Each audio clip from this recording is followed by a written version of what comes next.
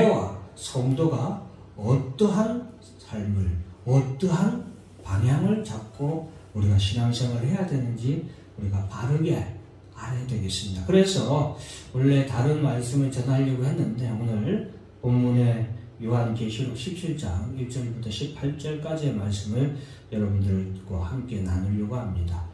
요한계시록의 말씀은 많은 학자들도 그렇고 많은 목사님들도 그렇고 많은 신학자들, 교수들도 그렇고 정확하게 자신있게 이렇게 모든 부분에 대해서 이렇게 해석을 하거나 하기가 굉장히 어려운 그런 성경의 한 부분이라고 할 수 있겠습니다. 자, 오늘 우리가 읽는 이 본문의 말씀 첫 번째는 큰 음녀가 있다라는 것을 우리가 알아야 되는데, 이 큰 음녀 1절 말씀에 보면 많은 물 위에 앉은 큰 음녀가 라고 기록되어 있습니다. 여기서 이제 많은 물이란 것은 나중에 마지막 18절에서도 언급하고 있지만 열방을 의미하고 열방과 모든 방언, 이게 쉽게 말하면은 이 큰 음녀는 권세 잡은 자로서 모든 열방 가운데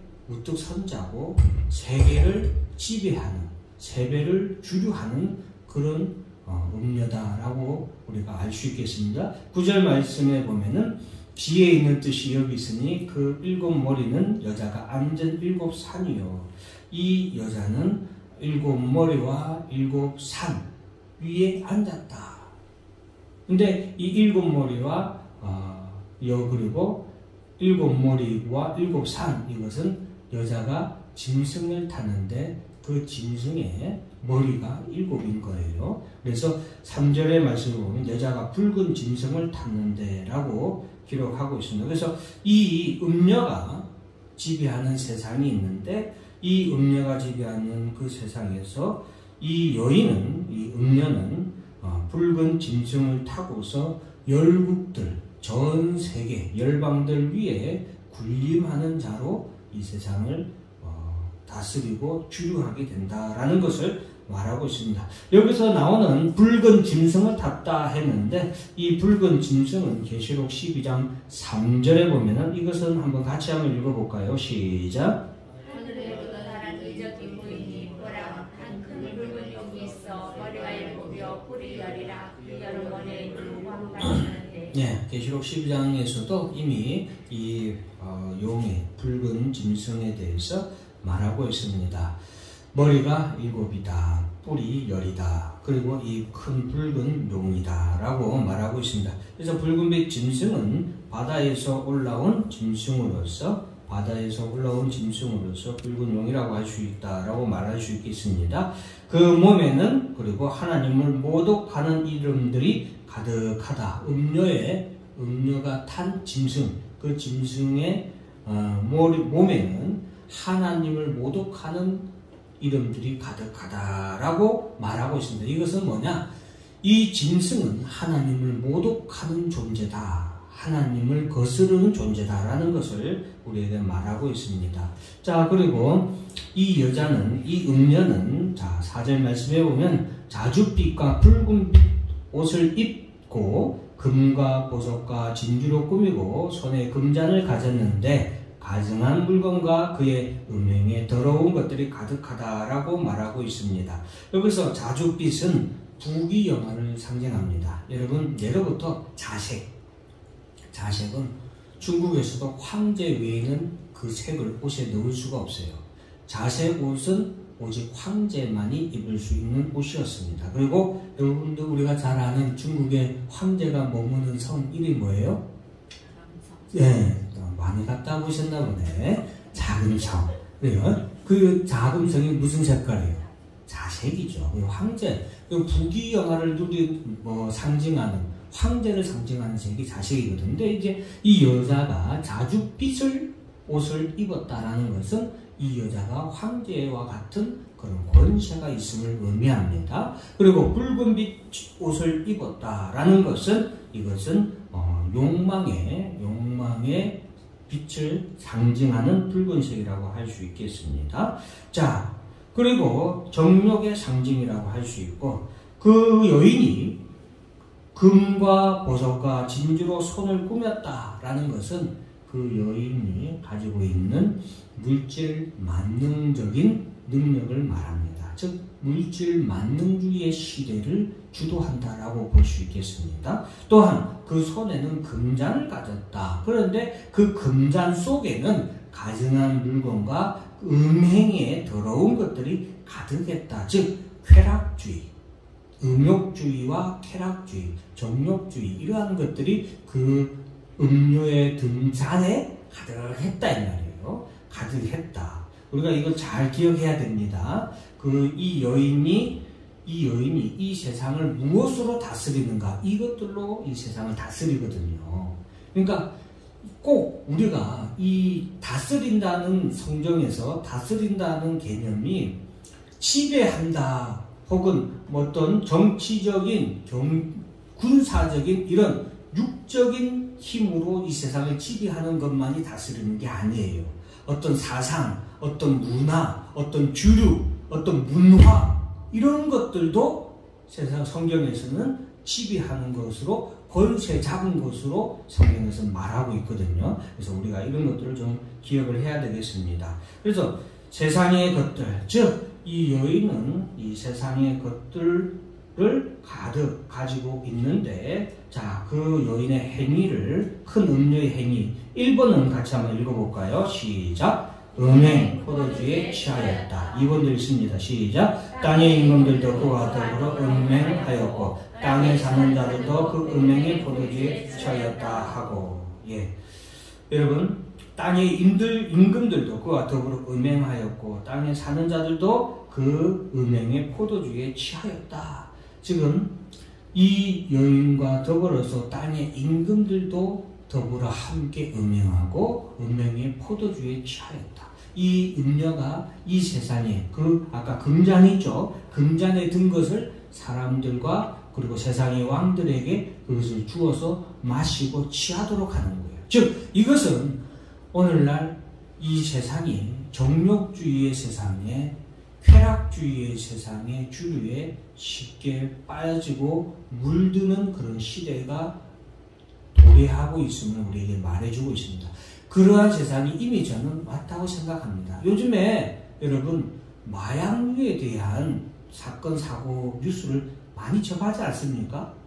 그리고 많은 나라에서 대마초 아시죠? 이 대마에 대한 법적인 이런 제재나 이런 것들을 많이 이렇게 해제하고 오픈하는 경우가 많습니다. 왜냐하면은 대마를 새로운 황금으로 보고 있습니다. 왜냐하면 이 대마를 통한 각종 바이오 산업에서의 많은 역할을 이렇게 감당할 수 있다고 생각하기 때문에 이 대마를 옛날에는 우리나라에서는 대마를 뭘로 썼어요? 옛날에 우리나라에서는 대마를 삼배옷 만들었잖아요. 그죠? 옷 만들었었잖아요. 근데 이 대마가 마약으로 이렇게 쓰였는데 이 대마를 이제 의약품으로 이렇게 취급하는 그런 시대가 오면서 가까운 태국이나 이런 곳에서는 어린애들이 어른 되기 위한 놀이의 일환으로 대마초를 흡입하는 그런 일들이 많이 일어나고 있다고 합니다. 우리나라 사람들이 태국 여행 많이 가잖아요. 그런데 이 태국 여행 가서도 모르고 접하는 경우도 있고 알고 접하는 경우도 있어요. 근데 여러분 태국에서는 이게 그러니까 쉽게 말하면 대마를 흡입하거나 사용하는 것이 이제 합법이에요. 그냥 우리가 쉽게 말하면은 한약방에 가서 한약 먹듯이 먹을 수 있고 이용할 수 있는 거예요. 근데 우리나라에서는 그게 아직 불법이잖아요. 그래서 조심하셔야 될 건 태국에서 그걸 하고 우리나라 들어올 때 걸리면은 감옥 갑니다. 그래서 그런 것들을 유념하시고, 그러니까 여러분 쾌락주의, 한락주의가 이미 시대에 도래하고 있다라는 것을 말해주고 있습니다. 음행의 포도주에 취하였다라고 말하고 있죠. 자, 그리고 이 큰 음료는 바로 이 세상의 쾌락주의, 자신이 가진, 아까 그 여인이 가진 것이 물질 만능적인 그런 부분도 있다고 했잖아요. 그런 물질 만능주의에 취하게 하고 음행, 쾌락주의에 욕정주의, 욕정에 취하도록 이 세상을 다스리는, 지배하는 그런 행위를 하게 된다. 또 하나의 행위는 두 번째, 다 같이 한번 읽습니다. 시작. 성도들의 피와 예수의 증인들의 피에 취한 자다. 6절 말씀을 보면은 내가 보매 그 여자가 성도들의 피와 예수의 증인들의 피에 취한지라. 내가 그 여자를 보고 놀랍게 여기고 크게 놀랍게 여기니. 이 여인의 정체입니다. 이 여인의 정체. 쉽게 말하면 이 큰 음녀는 교회와 성도들을 접대시하는 그런 여인이고, 그런 문화요, 그런 주류고, 그런 권세라는 것을 우리가 기억해야 되겠습니다. 여기서 성도들은 항상 깨어서 우리가 늘 군사들과 같이 언제든지 이러한 시대, 이러한 문화, 이러한 세력에 대해서 우리가 대항할 수 있는 그런 깨어있는 군사로서의 모습을 우리가 가지고 있어야 되겠습니다. 자, 그리고 계시록 18장 24절 말씀 같이 한번 읽어볼까요? 시작. 성지자들과 성도들과 및 땅에서 주를 모든 자의 피가 그 성 중에서 발견되었느니라 하더라. 네, 여러분, 역사적으로도 이런 권세들이 있었어요. 여러분, 북한 공산당에 의해서 얼마나 많은 개신교도가 죽었는지 아십니까? 약 300만 명이 죽었다고 봅니다. 여러분, 중국 공산당, 한때 우리 중국 여행 많이 갔잖아요. 많이 가고 그랬는데, 이 중국 공산당에 의해서 죽은 개신자들이 600만에서 800만 명을 봅니다. 여러분들, 캄보디아 공산당에서는 60만 명의 기독교인들이 죽었습니다. 그리고 우리가 잘못 알기 쉬운 카톨릭 시대 때 로마 제국은 거의 5천만 명에 가까운 개신교도들을 이렇게 죽이게 했습니다. 그리고 여러분, 독일의 나치주의, 나치가 또 얼마나 많은 성도들을 죽였습니까? 또 여러분, 일본 군국주의도 이 땅에 기독교인들을 무지하게 많이 죽였습니다. 이러한 세력들, 이러한 제국들이 뭐예요? 음녀의 한 모습이라고 볼 수 있습니다. 자, 그래서 그 성지자들과 성도들과 땅에 죽임을 당한 모든 자의 피가 그 성 중에 발견되었다. 음녀가 있는 성의 정체는 바로 적그리스도적인 단체고 문화고 세계의 주류라고 우리가 말할 수 있겠습니다. 그러면 그 음녀가 한 짐승을 타고 있다고 했잖아요. 그 짐승, 음녀가 탄 짐승의 정체는 8절 말씀 같이 한번 읽어봅니다. 내가 본 짐승은 전에 있었다가 지금은 없으나 장차 무적의 힘으로부터 올라와 멸망으로 들어갈 자니 땅에 사는 자들로서 창세 이후로 그 이름이 생명책에 기록되지 못한 자들이 이전에 있었다가 지금은 없으나 장차 나올 짐승을 보고 놀랍게 여기리라. 이 음녀가 탄 짐승은 전에 있었지만 지금은 없다라고 말하고 있고, 장차 무적의 힘으로부터 올라왔다라고 말하고 있습니다. 장차 무적의 힘으로부터 올라왔다. 이 짐승의 출처죠. 뿌리예요. 즉 사탄, 마귀의 세력이라는 것을 우리가 분명하게 말해주고 있습니다. 그리고 멸망으로 들어갈 자다. 이 짐승의 결론.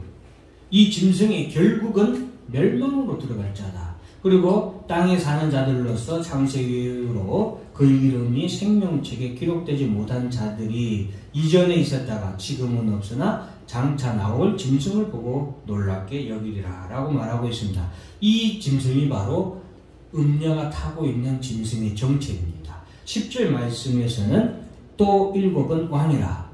그 음녀가 타고 있는 그 짐승은 7 머리가 있는데 그 7 머리는 7 왕이다 이 말이에요. 그런데 그 7 왕은 5은 망하였고 하나는 있고 다른 하나는 아직 이르지 않냐 있으나 이르면 반드시 잠시 동안 머무리라 라고 했습니다. 여기서 머리가 7개라고 했죠. 이 7개의 머리에 다섯은 뭐 했다? 이미 망하였고 하나는 지금 현재 있고 다른 하나는 뭐예요? 이제 나올 거다. 아직 이르지 않았다. 이렇게 말하고 있죠. 근데 이 다섯 망한 머리 다섯은 그 앞에 있었던 5개의 제국을 의미하는 것으로 봅니다. 그래서 앞에 있었던 5개의 제국은 애굽, 아수르, 바벨론, 페르시아, 헬라 등의 제국들을 의미합니다. 자, 그리고 하나는 있다. 지금 하나는 현재 있다라고 했죠. 요한계시록이 기록할 당시에 있는 제국은 로마 제국이죠. 그래서 6번째 짐승 머리는 바로 로마 제국이다. 로마 제국. 그리고 마지막 하나 이것은 또한 마지막 7번째 짐승이라고 표현하고 있는데 아직 이르지 아니하였으나 이르면 반드시 잠시 동안 머무른다 라고 말하고 있습니다. 계시록 11장 7절의 말씀에 보면은 그들이 그 증언을 마칠 때에 무적행으로부터 올라오는 짐승이 그들과 더불어 전쟁을 일으켜 그들을 이기고 그들을 죽일 터인즉 무적행으로부터 올라오는 짐승에 대해서 얘기하고 있죠. 17장 8절에 보면은 지금은 전에 있었다가 지금은 없어진 장차 나올 짐승을 보고 놀랍게 여기라 라고 말하고 있습니다. 바로 이 7번째 짐승이 바로 다른 하나 7번째 짐승이고, 자, 계시록 13장 1절에서 10절까지의 말씀을 한번 보면은 내가 보니 바다에서 한 짐승이 나오는데 바다에서 한 짐승이 나오죠. 뿔이 10이요 머리가 7이다. 똑같죠. 그리고 그 뿔에는 10왕관이 있고 그 머리들에는 신성 모독하는 이름들이 있더라. 4절 말씀을 보면 용이 짐승에게 권세를 주므로 용에게 경배하며 짐승에게 경배하여 이르되 누가 이 짐승과 같으냐 누가 능히 이와 더불어 싸우려 하더라. 용이 이 짐승에게 바다에서 올라온 무정에게서 올라온 이 짐승에게 권세를 주는 거예요. 이걸 잘 이해해야 됩니다. 용이 뒤에서 이 짐승에게 권세를 줘서 이 짐승이 쉽게 말하면은 이 세상에서 경배를 받도록 합니다. 용이 이 짐승에게 그런 능력을 줘요. 어떤 능력인가 잘 봐야 돼요. 요한계시록 13장 12절, 13절, 14절 보면 그가 먼저 나온 짐승의 모든 권세를 그 앞에서 행하고 땅과 땅에 사는 자들을 처음 짐승에게 뭐하게 하여? 경배하게 하니까 죽게 되었던 상처가 나은 자니라. 어떤 능력을 기적을 베푸냐? 무적행으로도 올라온 짐승이 칼에 맞아서 죽게 됐는데 이 짐승이 사라졌다가 다시 나오는데 죽은 줄로만 알았던 용이 이 짐승이 다시 오니까 사람들이 놀라. 그런데 전에 죽을 정도의 상처가 있었는데 그 상처가 뭐예요? 완전히 나은 것에 대해서 또한 사람들이 놀라는 거예요. 13절은 같이 한번 읽어볼까요? 13, 14절 같이 읽습니다. 시작.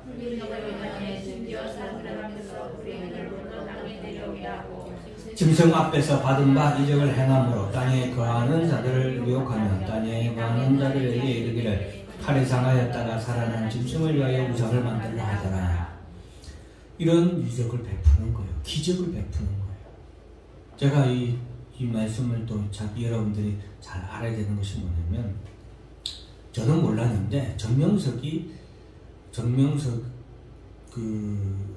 이단 교수가 그렇게 초기에 그렇게 예언을 많이 했답니다. 대통령 우리 노태우, 김영삼 또 김대중 이렇게 됐잖아요. 그 대통령 순서도 다 맞췄대요.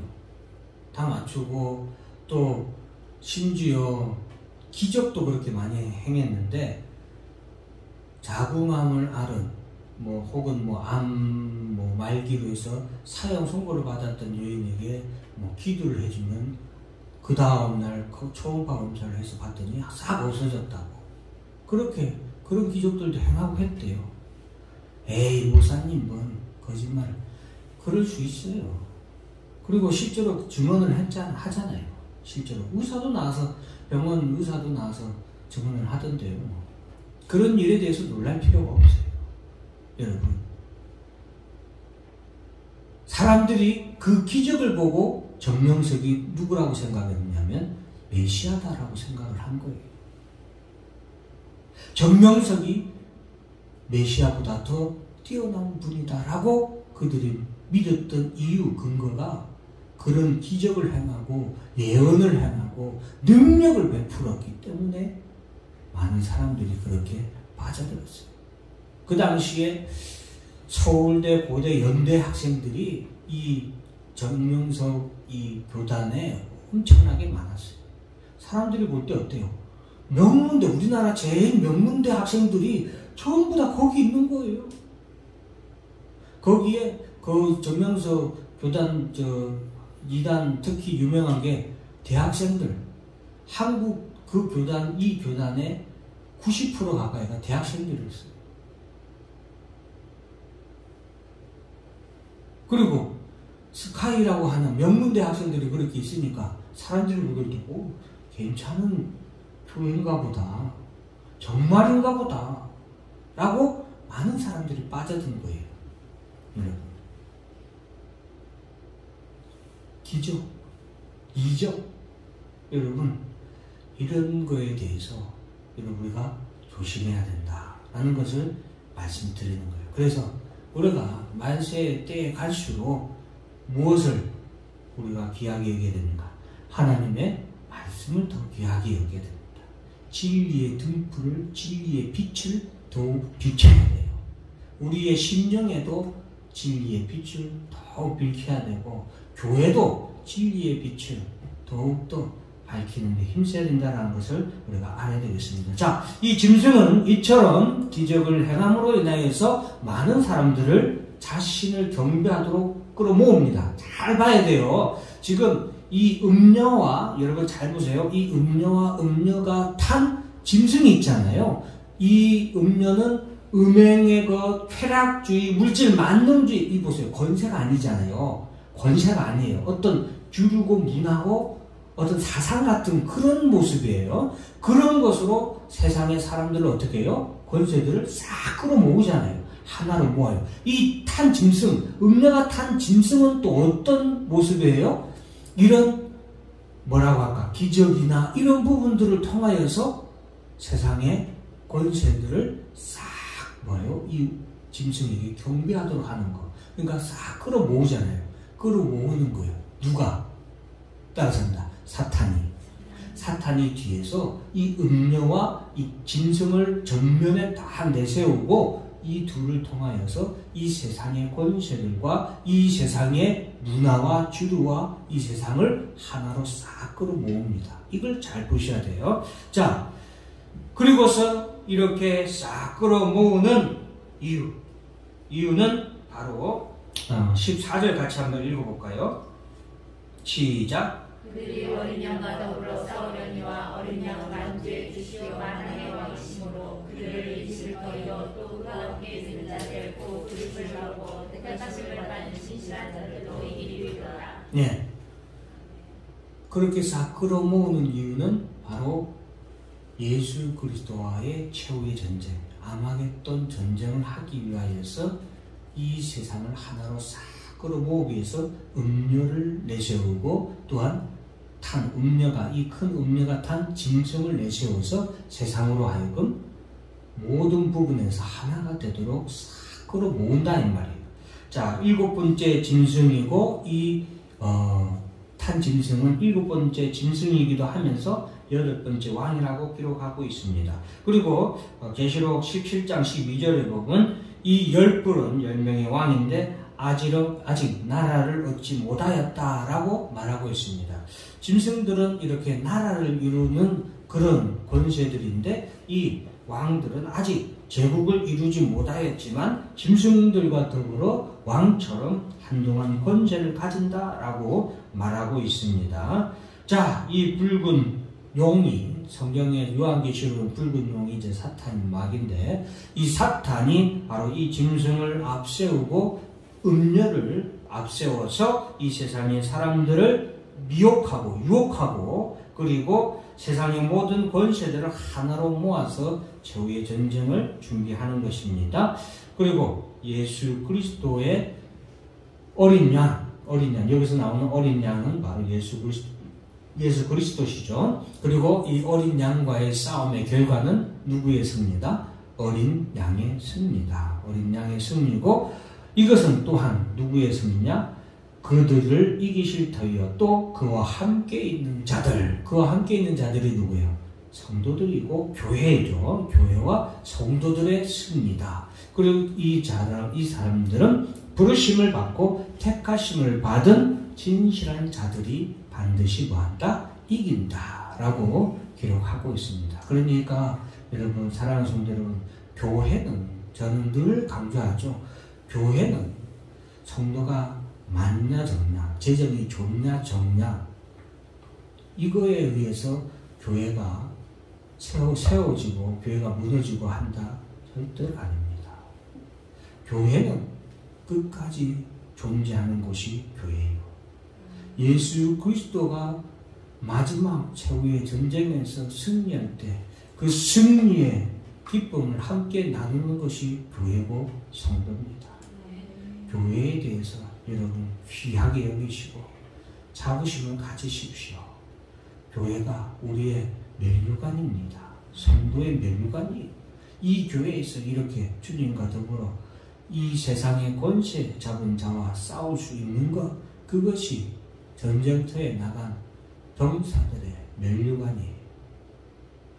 우리가 이런 것들을 잘 기억해야 되겠습니다. 그리고 마지막으로 이제 큰 음녀의 멸망에 대해서 기록하고 있습니다. 16절 말씀은 같이 한번 읽겠습니다. 시작. 내가 본 바 이 열불과 짐승은 음녀를 미워하여 망하게 하고 벌거벗게 하고 그의 살을 먹고 불로 아주 살해를 하라. 특이하지 않습니까? 지금 사탄 마귀가 음녀를 짐승을